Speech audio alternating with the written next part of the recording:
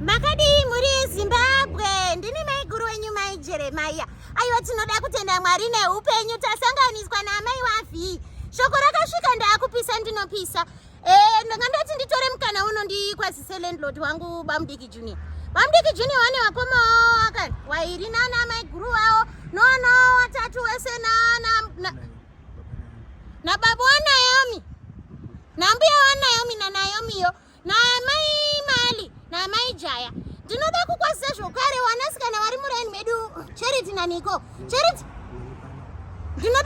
ndinoda kukwazisa zvokare na mama wavi. Mujolo ya Charity na Niko hamusi kuiziva. Pamutamba Charity na Niko onetsa pamutamba tiri kuzviziva zvese. Makadi mhuri yeZimbabwe, zita rangu ndinozi Mai Vai, asi munzira kazhinji kacho ndinozi Sister Sweet in the Middle.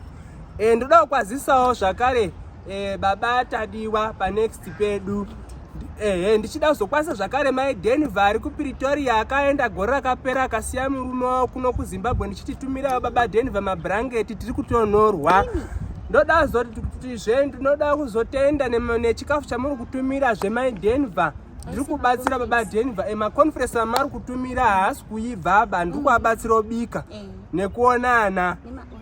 Ndichida kuzokwazisa zvakare single rume vese vemunharaunda medu ndichiti aiwa ndinokusapotai ndichikufanirawo zvakanyanya. Tichingoti tiri kungosimbisana varume vese vari single. All right. It's okay.